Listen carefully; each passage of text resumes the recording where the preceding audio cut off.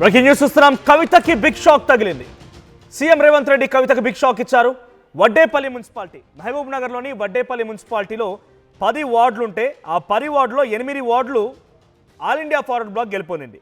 So వడ్డేపల్లి మున్సిపాలిటీకి సంబంధించి 8 వార్డులో All India forward Bloc, 2 Congress గెలుపొందింది. సో పక్కా మ్యాజిక్ ఫిగర్ దాటేసింది కాబట్టి ఆ municipality All India forward Bloc కైవసం చేసుకుంటోంది అనేటువంటి వార్త మనం విన్నాం. కానీ 24 గంటలు గడవక మునిపే ఆ 8 మంది కౌన్సిలర్ అందరినీ కూడా కాంగ్రెస్ పార్టీ తమ పార్టీలో చేర్చేసుకుంది.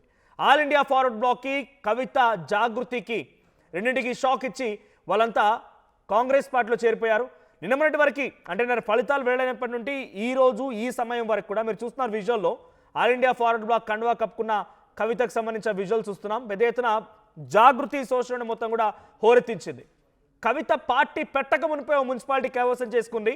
అలాంటిది పార్టీ పెడితే ఏంటో ఆలోచించండి అని చెప్పి పెద్ద ఎత్తున ప్రచారం చేసుకుంది. కానీ వాస్తవానికి వారంతా కూడా వడ్డేపల్లికి సంబంధించి ఆల్ ఇండియా ఫార్వర్డ్ బ్లాక్ గెలిచిన అభ్యర్థులంతా కూడా వాళ్ళు డైరెక్ట్గా మాకు కవితకు ఎటువంటి సంబంధం లేదు, మేము ఆల్ ఇండియా ఫార్వర్డ్ బ్లాక్ టికెట్లు తీసుకున్నాము, పోటీ చేసాము, గెలిచాము, అంతేగాని మాకు కవితకి ఏమాత్రం సంబంధం లేదు, మా కోసం ప్రచారం చేసిందా, మాకు తోడ్పాటు అందించిందా, మాకు సహాయం చేసిందా అని కూడా క్వశ్చన్ చేశారు. సో మరి కాసేపట్లోనే వాళ్ళ పార్టీలో చేరబోతున్నట్టు తెలుస్తోంది. సో కాంగ్రెస్ పార్టీ చాలా పెద్ద ఎత్తున వ్యూహం రచించింది. మంత్రి జూపల్లి కృష్ణారావు ఆలోచనతో భాగంగా ఈ యొక్క నిర్ణయం తీసుకున్నారు. సో ఆ నిర్ణయంలో భాగంగా ఇప్పుడు 8 మంది ఆల్ ఇండియా ఫార్వర్డ్ బ్లాక్ అభ్యర్థులు కాంగ్రెస్ పార్టీలో చేరే అవకాశం ఉంది. దీంతో కాంగ్రెస్ పార్టీ అక్కడ కూడా క్లీన్ స్వీప్, అంటే 2 ఆల్రెడీ కాంగ్రెస్ గెలిచింది కాబట్టి మరో 8 ఆల్ ఇండియా ఫార్వర్డ్ బ్లాక్ అభ్యర్థులు చేరితే 10కి 10 కాంగ్రెస్ పార్టీలో చేరినట్టు అవుతుంది. సో దీంతో ఆ మున్సిపాలిటీని కాంగ్రెస్ పార్టీ పీఠం అధిరోహించబోతోంది. సో ఒకసారి మనతో పాటుగా ఆల్ ఇండియా ఫార్వర్డ్ బ్లాక్ సంబంధించినటువంటి తెలంగాణ రాష్ట్ర జనరల్ సెక్రటరీ తేజ్దీప్ రెడ్డి గారు ఉన్నారు. తేజ్దీప్ రెడ్డి గారు, so all India forward Bloc ఇచ్చినటువంటి టికెట్స్లో అత్యధిక శాతం గెలుపొందింది. ఒక మున్సిపాలిటీ చైర్పర్సన్ దక్కించుకోబోతున్న సిచ్యువేషన్ వచ్చింది. 8 స్థానాలు. సో అటు కరీంనగర్లో కూడా పెద్ద ఎత్తున స్థానాలు గెలుచుకున్నారు. కరీంనగర్లోని జమ్మికుంటలో 1 స్థానం, సుల్తానాబాద్ పెద్దపల్లిలో 5, తర్వాత మంథనిలో 1, సో రామగుండ మున్సిపల్ కార్పొరేషన్లో కూడా సుమారుగా అక్కడ కూడా 6 స్థానాల్లో గెలుపొందారు. సో ఇక్కడ వడ్డేపల్లి దక్కిందనేటువంటి ఆశించిన కొన్ని గంటల్లోనే ఇప్పుడు ఘోర పరాజయాన్ని లేకపోతే ఘోర దిగ్భ్రాంతికి గురయ్యే పరిస్థితి ఉంది. ఎందుకంటే వాళ్ళంతా కాంగ్రెస్లో చేరబోతున్నారు. So all India forward Bloc కానీ కవిత కానీ వారిని కట్టడి చేయలేకపోయారా?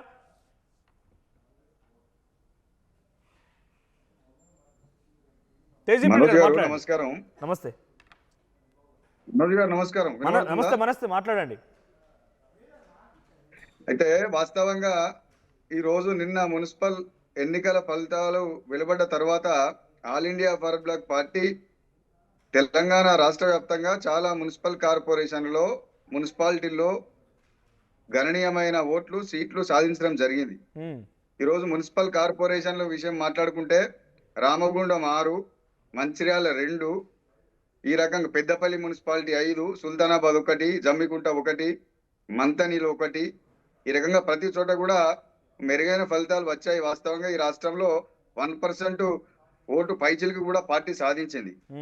కాకపోతే యాదృచ్ఛికంగా ఫలితాలు వచ్చిన కొన్ని గంటల్లోపే మా రామగుండంలో అయితే టిఆర్ఎస్ నుంచి గెలిచిన ఒక క్యాండిడేట్ ను, ఇలా ఆల్ ఇండియా ఫార్వర్డ్ బ్లాక్ నుంచి గెలిచిన 6లో 4 కాంగ్రెస్ పార్టీ జాయిన్ చేసుకోవడం జరిగింది. వాళ్ళకి అక్కడ క్లియర్ మెజారిటీ 37 సీట్లు ప్రజలు 60 గాను 37 కట్టబెట్టినప్పటికీ కూడా ఈరోజు ఈ ఫిరాయింపు చర్యలకు కాంగ్రెస్ పార్టీ పాటుపడతా ఉంది. అదే రకంగా కరీంనగర్ లో కూడా కరీంనగర్ మున్సిపల్ కార్పొరేషన్ లో ఇలా బీజేపీకి అత్యధిక సీట్లు వచ్చినప్పటికీ కూడా ఇలా భావజాల రూపం లోపల మాకు బీజేపీకి చాలా దూరం ఉంటది.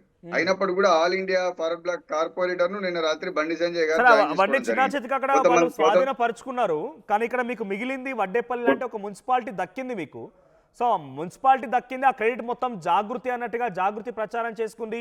పెద్ద ఎత్తున కవిత పార్టీ పెట్టక మునిపే సిచ్యువేషన్ లా ఉంటే పార్టీ పెడితే దదరిల్లిపోతుంది. తర్వాత నన్ను కుట్ర చేయడానికి హరీష్ రావు, కేటీఆర్ సిద్ధమయ్యారంటూ కూడా పోస్టర్లు వెలిశాయి, కొన్ని సోషల్ మీడియాలో ఆ ఫోటోలు కనిపించాయి.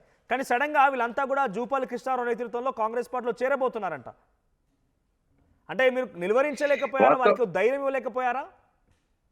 లేదు, మనకి ఇంతకుముందే దృష్టిలోకి రావడం జరిగింది. పార్టీకి విప్ గానీ రేపు వాళ్ళు మున్సిపల్ చైర్మన్, వైస్ చైర్మన్ ఎన్నిక కావాలనుకుంటే ఏ పార్టీ నుంచి ఎన్నికైతే ఆ పార్టీ బీఫామ్ ఇవ్వాల్సిన అవసరం ఉంటుంది మళ్ళీ.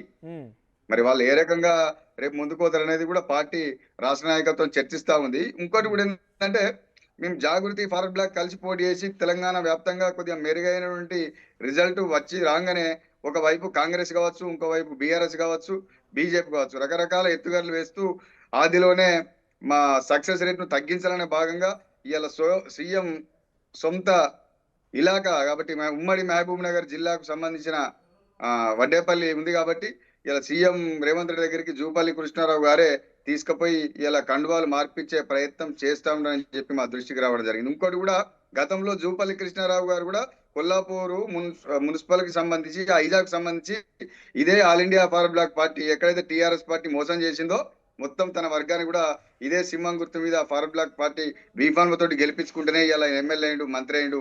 ఆ విషయాన్ని కూడా ఇలా మర్చిపోయి కేవలం అధికారమే పరమావధిగా ఈ రకంగా ఫిరాయింపులకు ప్రోత్సహించడం అయితే ఈ రాష్ట్ర రాజకీయాల్లో చాలా దారుణం. ఎందుకంటే ఆల్ ఇండియా ఫార్వర్డ్ బ్లాక్ టికెట్లు ఇచ్చినా కూడా వాళ్ళు ఏం చెప్తున్నారంటే మేము స్వతంత్ర అభ్యర్థులుగానే ఉన్నామని అంటున్నారు. అంటే ఆల్ ఇండియా ఫార్వర్డ్ బ్లాక్ అని చెప్తూనే మేము స్వతంత్రంగా గెలిచాం, మాకు ఆ పార్టీ కానీ ఆ నాయకత్వం కానీ లేకపోతే జాగృతి సపోర్ట్ ఉన్నందుకు జాగృతి కానీ ఎవరు మాకు ఎటువంటి తోడ్పాటు అందించలేదు, కనీసం మా దగ్గరకు వచ్చి ప్రచారం కూడా చేయలేదు. ఇదంతా మా వ్యక్తిగత ఎన్నిక వాళ్ళు చెప్తున్న మాట ఇది. మనోజ్ గారు వ్యక్తిగత ఎన్నికైతే వాళ్ళందరూ కూడా పార్టీ సభ్యత్వాన్ని స్వీకరించడం జరిగింది. అదే రకంగా గెలిచిన తర్వాత పార్టీ ఫిరాయించమని అఫిడవిట్ ఇవ్వడం జరిగింది. ఏ రకంగా న్యాయ పోరాటం ఉంటుంది, రేపు ఏ రకంగా విప్పు విషయాల్లో ముందుకు పోవాలని చెప్పి ఆల్రెడీ రాష్ట్ర నాయకత్వం తీవ్రంగా చర్చిస్తా ఉన్నది. ఒక గంట 2 గంటల లోపల పార్టీ ఎలాంటి నిర్ణయం తీసుకోవాలి చాలా ప్రాంతాల లోపల. ఎందుకంటే జాగృతి ఉంటారా? ఎందుకంటే మీకన్నా ఎక్కువ ప్రచారం జాగృత చేసుకున్నారు. జాగృతి మేము ఒక మున్సిపాలిటీని కైవసం చేసుకున్నటువంటి ప్రచారం చేసుకున్నారు. ఆ అభ్యర్థి ఎవరైతే వడ్డేపల్లి శ్రీనివాస్, బహుశా I don't remember exact the name. So ఆయన అక్కడికి వచ్చి బీఫామ్ తీసుకున్నారు, కండువా కప్పుకున్నారు. సో ఆయన గెలిపించింది అని చెప్పి జాగృతి చెప్పుకుంది. సో ఇప్పుడు దీని వెనుక ఈ ఫెయిల్యూర్ వెనుక అంటే ఒకవేళ నిజంగానే వాళ్ళు వెళ్తున్నారు అనుకుంటే ఈ ఫెయిల్యూర్ వెనుక జాగృతి బాధ్యత వహిస్తుందా, ఆల్ ఇండియా ఫార్వర్డ్ బ్లాక్ బాధ్యత వహిస్తుందా? అసలైన తొలి వెలుగు. ఫాలో వాట్సాప్ @తొలి వెలుగు అఫీషియల్.